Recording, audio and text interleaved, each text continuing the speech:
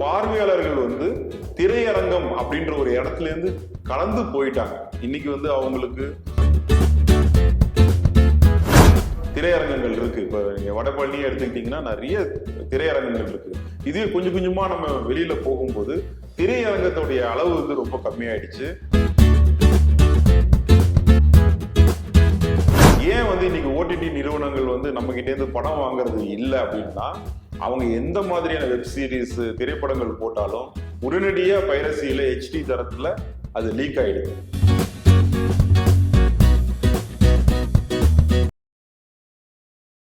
வணக்கம். இன்றைய சந்திப்பில் நம்முடன் இணைந்திருப்பவர் சினிமா திரைக்கதை தணிக்கையாளர் சாய் விஜேந்திரன் அவர்கள். வணக்கம். வணக்கம் சார். முதல் வீடியோ நம்ம வந்து திரைக்கதை பற்றி நிறைய அந்த உத்திகள், திரைக்கதை எவ்வளோ சினிமாவுக்கு தேவை அப்படின்னு பேசணும். இப்போ வந்து திரைக்கதை எப்படி மாறி இருக்கு தமிழ் சினிமாவில், இன்றைய காலத்துக்கு ஏற்ப எப்படி மாறி இருக்கு, பழைய சினிமாவில் எப்படி இருந்தது, அதை பற்றி கொஞ்சம் டீட்டெயிலாக நீங்க சொல்லுங்க. கட்டாயமா. இது வந்து கதையா, கதைக்களமா, கதாபாத்திரங்களா வந்து ஆரம்ப காலகட்டத்திலேருந்து இன்னைய வரையிலும் வந்து மாறிக்கிட்டே இருக்கு. ஒரு உதாரணத்துக்கு சொல்லணும்னா, ஆரம்பத்துல வந்து பேசா திரைப்படங்கள் அதிகமா இருந்தது.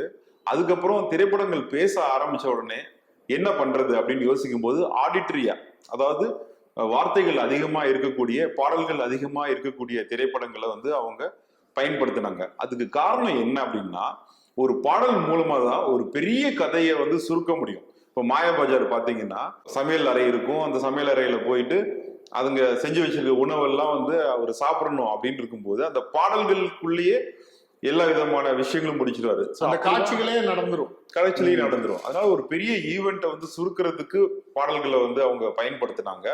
பாடல்களால நிரம்பி இருந்த ஹரிதாஸ் மாதிரி, நந்தனார் மாதிரியான திரைப்படங்கள் வந்து பெரும் வெற்றி பெற்றது. ஏன்னா இப்போ சினிமாங்கிறதே புதுசு தானே, அந்த கதை, அந்த களமே புதுசு.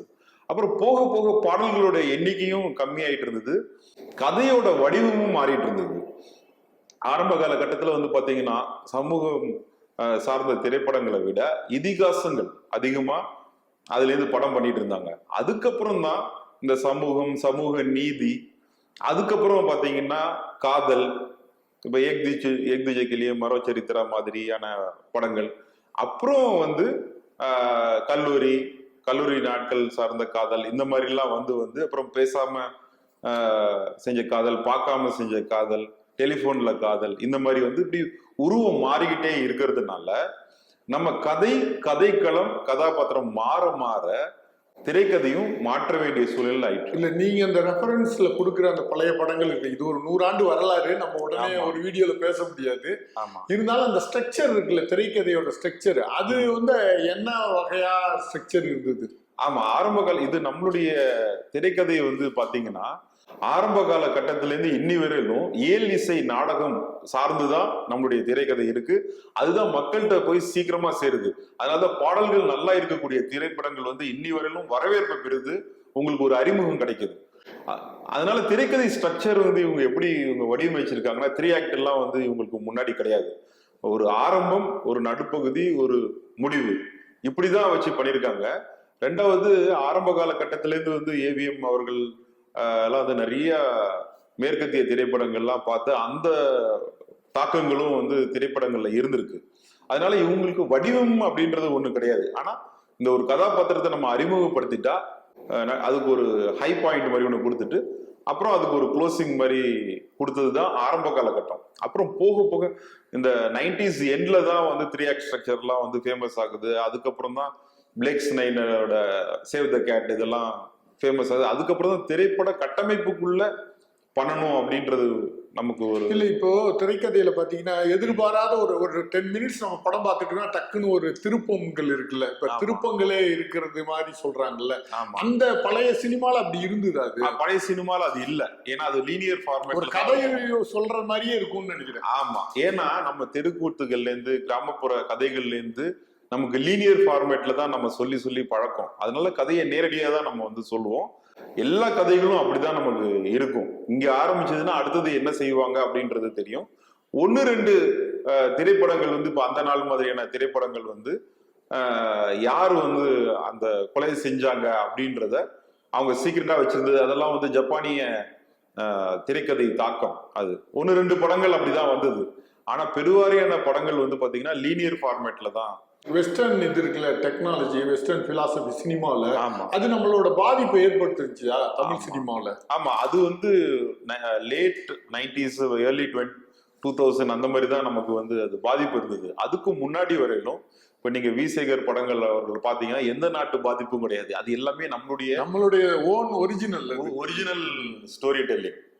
அதுல வர நம்ம பாட்டி நமக்கு எப்படி கதை சொல்லுவாங்களோ, நம்ம முன்னோர்கள் வந்து எப்படி வழி வழியா எழுதி வச்சிருக்காங்களோ அந்த மாதிரியான கதை வடிவம் தான். ஆனா இதுல நீங்க முக்கியமா பார்க்க வேண்டியது என்னன்னா, ஒவ்வொரு காலகட்டத்திலையும் வந்து கதை களம் வந்து மாறிக்கிட்டே இருக்கு. ஒரு உதாரணத்துக்கு ஹரிதாஸ் அந்த மாதிரியான காலகட்டங்கள்ல வந்து பாத்தீங்கன்னா, இப்ப காதல் தோல்வி அடைஞ்சிட்டாரு கதாநாயகன், தாடி வளைச்சிட்டு தெரு தெருவா அலைவாரு.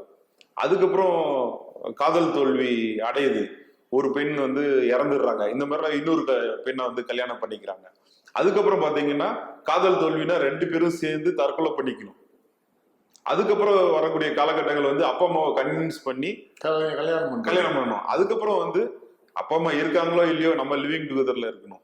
அப்போ உங்களுக்கு வந்து சமூகம் எப்படி வந்து மாறுதோ அதுக்கேற்ற மாதிரி திரைக்கதையும் கதைக்களமும் கதாபாத்திரங்களும் மாறிக்கிட்டே தான் இருந்திருக்கு நமக்கு. இப்ப இன்றைய தமிழ் சினிமால இருக்குல்ல, இப்ப வந்து அந்த மகாராஜான்னு ஒரு படத்தை வந்து அந்த திரைக்கதை எல்லாருமே ரொம்ப சிறப்பா பேசுறாங்க. அந்த ஃபார்மேட் வந்து எப்படி அது சிறப்பா இருக்குது, அந்த நான் லீனியரா? அது ஆமா, அது நான் லீனியர் ஃபார்மேட். குறிப்பா வந்து அந்த நீங்க சொல்ற மாதிரி ஒரு 10 நிமிஷத்துக்கு ஒரு அதிர்ச்சி தரக்கூடிய ஒரு சம்பவமோ இல்ல அடுத்து என்ன நடக்கும் அப்படின்ற ஒரு விஷயமோ, இது கிஷோடென் கேட்சு அப்படின்னு சொல்லிட்டு ஜப்பானிய பாணி. இது வந்து கொரியன்லயும் பயன்படுத்துறாங்க. இந்த மாதிரியான விஷயங்களை நம்ம பயன்படுத்தும் போது அடுத்து என்ன அப்படின்னு ஒரு ஆர்வம். ஏன்னா கொரிய மக்கள் எல்லாமே ஒரு போரை சந்திச்ச மக்கள். வடகொரியா தென்கொரியான்னு பிரிஞ்சு அதுக்கப்புறமும் அவங்க அவதிப்பட்டாங்க. அதனால அவங்களுடைய திரைப்படங்கள்லாம் நீங்க வந்து பாத்தீங்கன்னா ரத்தமும் சதையுமா தான் இருக்கும், கொஞ்சம் அடிதடியா தான் இருக்கும். ஆனா அதுக்குள்ளர வந்து உங்களுக்கு ஒரு சர்ப்ரைஸ் எலிமெண்ட் இருக்கும், டச் இருக்கும். அதனால அந்த பாணியில வந்து செய்யப்பட்ட மகாராஜா படத்தையே எடுத்துக்கிட்டா ஒரு சம்பவம் முன்னாடியே நடந்துட்டு அதை அவங்க பிரிச்சு பிரிச்சு பிரிச்சு நம்மள்ட்ட சொல்லுவாங்க. ஆமா, அதுதான் நமக்கு அப்படியே ஒரு த்ரில்லிங்கா இருக்கும். ஆமா, அது வந்து எது வந்து நம்ம பார்க்கலாம் எது பார்க்க கூடாதுன்னு சொல்லிட்டு இயக்குனர் முடிவு பண்றதுதான். ஏன்னா எல்லா இதுவும் நடந்துருச்சு, ஈவெண்ட் நடந்துருச்சு, முன்னுக்கு பின்னுக்கும் இருக்கும். அதுல எது அறிமுக காட்சியா இருக்கோ, கதையா பாத்தீங்கன்னா அது அறிமுக காட்சி கிடையாது, அது வேற காட்சி. கதை எங்க தொடங்குது அப்படின்னு பார்த்தோம்னா, வில்லன் வந்து ஒரு வீட்டுல போய் கொள்ளடிக்கிறாரு, அங்கிருந்தா கதையா ஆரம்பிக்குது. ஆனா திரைப்படம் எங்க ஆரம்பிக்குது, திரைக்கதை எங்க ஆரம்பிக்குது அப்படின்னு பாத்தீங்கன்னா ஒரு அப்பா மகளுடைய பாசத்திலிருந்து ஆரம்பிக்குது. இதுதான் கதைக்கும் திரைக்கதைக்கும் இருக்கக்கூடிய ஒரு வித்தியாசம். நம்ம பிரம்மாண்ட இயக்குனர்கள்னு சொல்லப்படுகிற சங்கர், அதுக்கு அடுத்த லெவல்ல வந்திருக்கிற பாகுபலியோட டைரக்டர் ராஜமௌலி, இவங்களுடைய திரைக்கதை ஃபார்மேஷன் எப்படி இருக்கு? ஆமா, இது வந்து ஏன்னா இவங்களுக்கு சங்கர் அவர்களுக்கு வந்து பாத்தீங்கன்னா ஆலோசகரா, திரைக்கதை ஆலோசகரா வந்து சுஜாதா அவர்கள் நீண்ட நெடுகாலம் இருந்தாரு. ஸ்கிரிப்ட் டிஸ்கஷன் நடக்கும்போது அவர் வந்து ஷிட்ஃபீல்டோட 3 ஆக்ட் ஸ்ட்ரக்சர் புக்கை கொண்டு வருவாராம். இது வந்து ஒரு இடத்துல நான் படித்தேன். அப்போ சங்கர் வந்து இப்படி இருக்கலாம், இந்த இடத்துல நம்ம கதை தொடங்கலாம், அப்புறம் கதையை எப்படி கொண்டு போகலான்னு சொல்லும் போது, இப்படி நம்ம கொண்டு போனா பாதிப்புகள் அடையும், அதுக்கு வந்து திரைக்கதை ஆசிரியர்கள் வந்து எந்த தவறு செய்யக்கூடாது, எது செஞ்சா திரைப்படம் வந்து பார்வையாளர்களை போய் சேரும் அப்படிங்கிறதுக்கு சில தத்துவங்கள்லாம் அவங்க வந்து எழுதி வச்சிருக்காங்க. அதுபடி இது 3 ஆக்ட் ஸ்ட்ரக்சர்ல வந்து நிறைய பண்ணியிருப்பாரு. சங்கர் அவர்களை பொறுத்தவரையிலும் நீங்க வந்து பாத்தீங்கன்னா கதை வந்து லீனியரா போயிட்டு இருக்கும், ஆனா ஒரு அசம்பாவிதம் நடந்துகிட்டே இருக்கும். ஏன் அது நடக்குது அப்படின்னு ஒரு கேள்வி ஒண்ணு வச்சுக்கிட்டே இருப்பாரு. அதுக்கு பாத்தீங்கன்னா இன்டர்வலுக்கு அப்புறம் ஒரு ஸ்ட்ராங்கா ஒரு பிளாஷ்பேக் கொடுத்துட்டு அதுக்கப்புறம் இதனாலதான் அவர் இந்த மாதிரி பண்ணாரு அப்படின்னு. இப்ப நீங்க ஜென்டில்மேன் எடுத்தாலும் சரி, இந்தியன் எடுத்தாலும் சரி, அன்னியன் எடுத்தாலும் சரி, இது எல்லாமே வந்து என்னன்னா முதல்வன் எடுத்தாலும் சரி, இவங்களுக்கு வந்து ஒரு பிளாஷ்பேக் ஒண்ணு இருக்கு.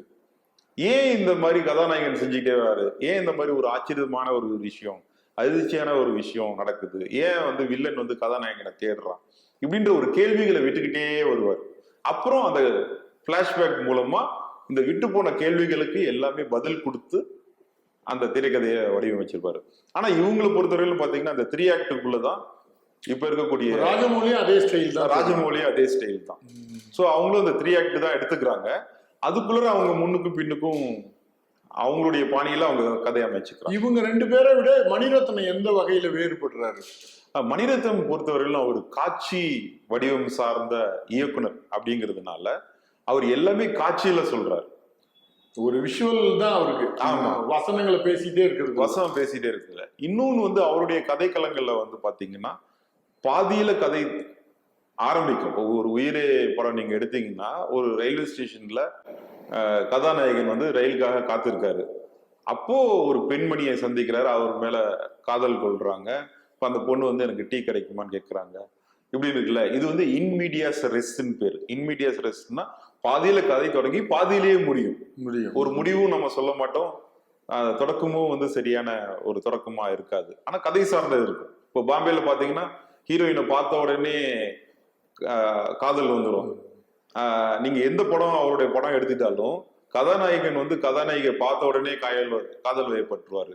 ஓடி போலாமான்னு கேட்பாங்க, இல்ல ஓடி போயிருப்பாங்க. ஸோ முதல் பாதி ஃபுல்லா வந்து அவர் எந்த கலை களத்துல எடுக்கிறாங்களோ அந்த கதை களத்தை ஃபுல்லா நல்லா சுத்தி காமிக்கிறாரு. இரண்டாம் பாதி வந்து யாரோ யாரையோ தேடுறாங்க. அது எல்லா திரைப்படத்திலையும் அந்த பேட்டர்ன் வந்து அவர். இப்ப இந்த 2025ல நீங்க மிகச்சிறந்த திரைக்கதையா எதை நினைக்கிறீங்க? எந்த படத்தை நினைக்கிறீங்க? அதாவது வந்த திரைப்படங்கள்ல வந்து பாத்தீங்கன்னா எல்லார் மனமும் கவர்ந்தது வந்து குடும்பஸ்தன், டூரிஸ்ட் ஃபேமிலி மாதிரியான கதைகள். அது வந்து தியேட்டர்லயே பார்க்கும்போது யங்ஸ்டர்ஸ்ல இருந்து வயசானவங்க வரையிலும் அதை வந்து ஆரவாரம் செஞ்சுதான் அதை வந்து வரவேற்றாங்க. டெஃபினட்டா வந்து டிராகன், டியூடு இது எல்லாமே வந்து ஒரு பெருவாரியான வசூல் வந்து நமக்கு கொடுத்துச்சு. ஆனா எல்லா வயதினரையும் வந்து கவர்ந்ததா அப்படின்னு கேட்டீங்கன்னா அது ஒரு கேள்விக்குறி தான். அதனால இது வந்து குடும்பஸ்தன், டூரிஸ்ட் ஃபேமிலி மாதிரியான திரைப்படங்கள் வந்து கட்டாயமா எல்லாருடைய கவனத்தையும் ஈர்த்திருக்கு.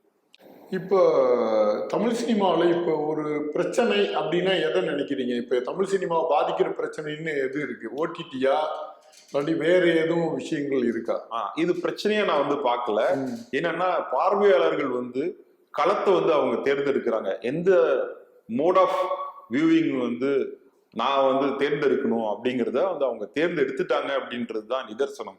இது ஒரு 4 வருட காலங்களா இதை பத்தி நிறைய ஆய்வு கட்டுரைகள்லாம் நான் வந்து எழுதிட்டு இருக்கேன் முகநூல்ல. அப்படி பார்க்கும்போது பார்வையாளர்கள் வந்து திரையரங்கம் அப்படின்ற ஒரு இடத்துல இருந்து கலந்து போயிட்டாங்க. இன்னைக்கு வந்து அவங்களுக்கு மொபைல்லே உட்கார்ந்த இடத்துலயே வந்து உலக சினிமாக்கள் அவங்களால பார்க்க முடியும், வெப் சீரிஸ்கள் பார்க்க முடியும், கொரியன் டிராமாஸ் அவங்களால பார்க்க முடியும்.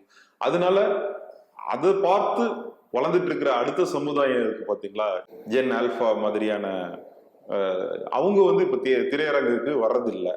அதே மாதிரி ரொம்ப 50 வயதுகள் கடந்தவங்க வந்து சேட்டலைட் டெலிவிஷன் டிராமால, அப்புறம் அங்க இருக்கக்கூடிய அந்த ஃபன் ஷோஸ்ல அதுல உட்காந்துட்டாங்க.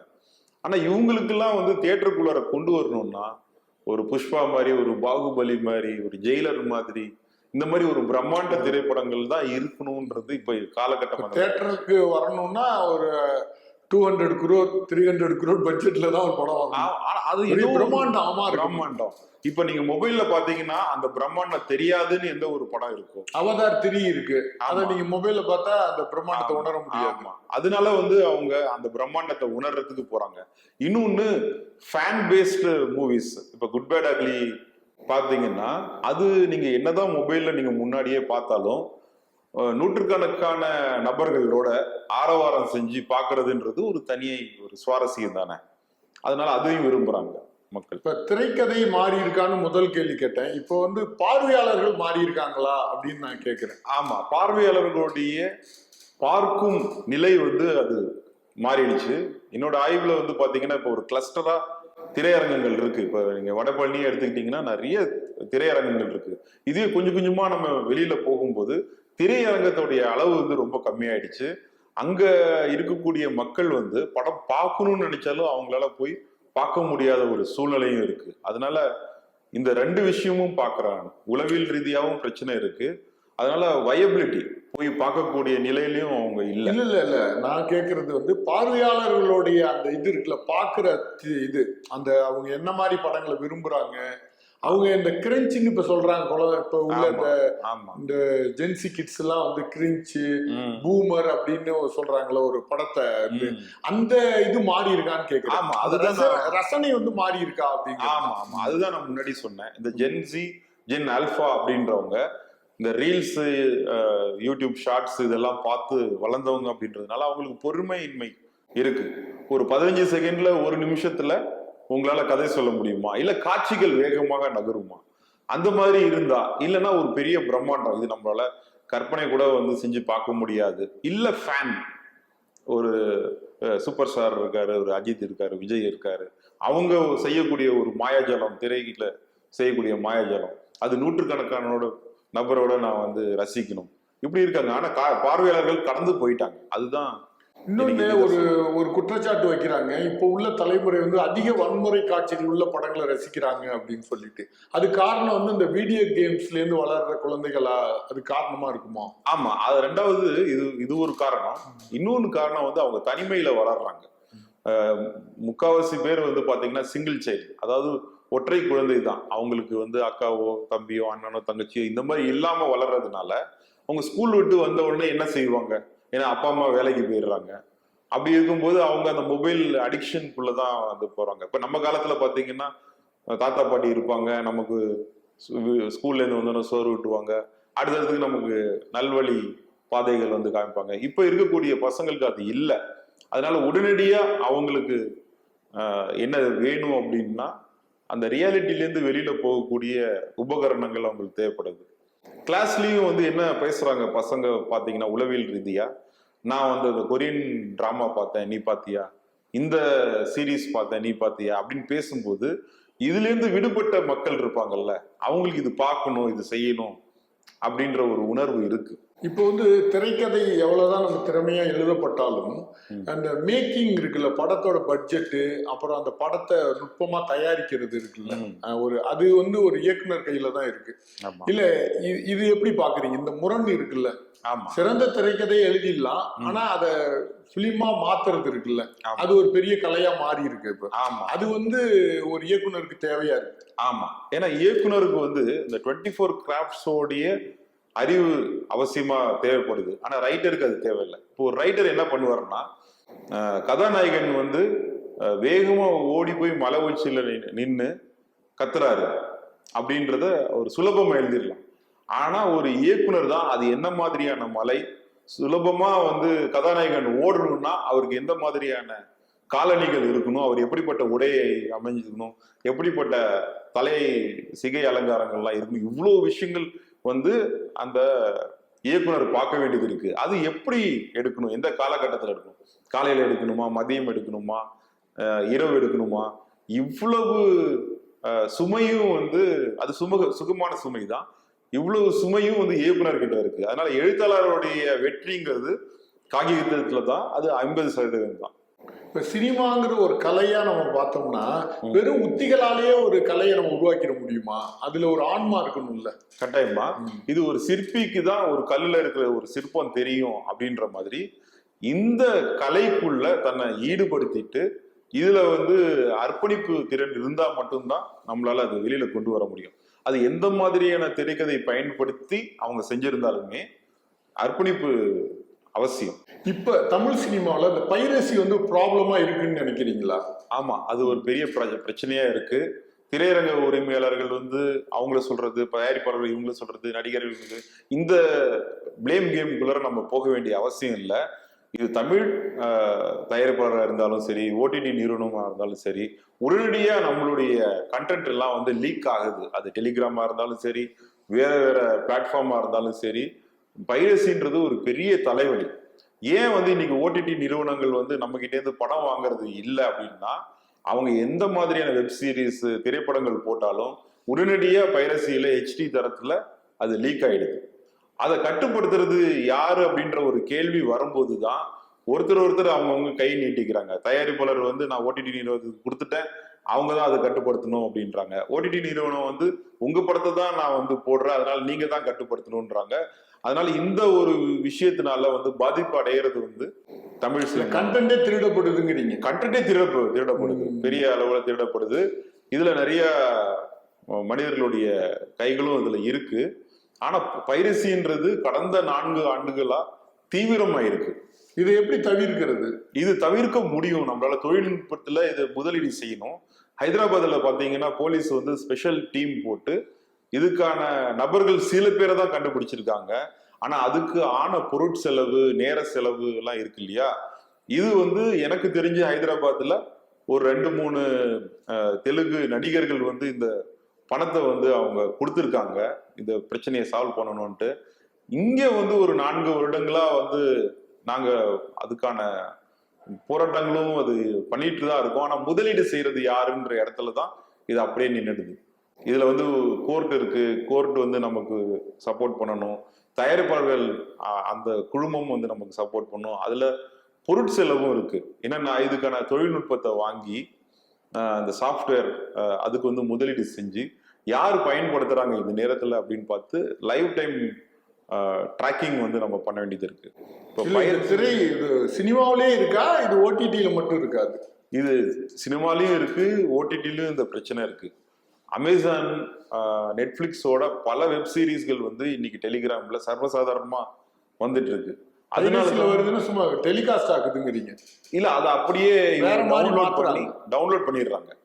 இல்ல, அந்த பைரேசி நான் சொல்லல, இந்த கண்டென்ட் திருடி இன்னொரு இது எடுக்கிறாங்களாங்கிற மாதிரி கேட்கிறேன். இல்ல, அந்த மாதிரி எதுவும் எடுக்கிறது இல்ல. ஆனா நம்ம கிட்ட இருக்கக்கூடிய கண்டென்ட் இருக்கு பாத்தீங்களா, தியேட்டருக்கு வரதுக்கு முன்னாடியே சில ஒரு நாணி படம் கூட அந்த மாதிரி வந்திருக்கு. ஸோ பைரசின்றது பொதுவா இந்த மாதிரி தான் அவங்க சொல்றாங்க.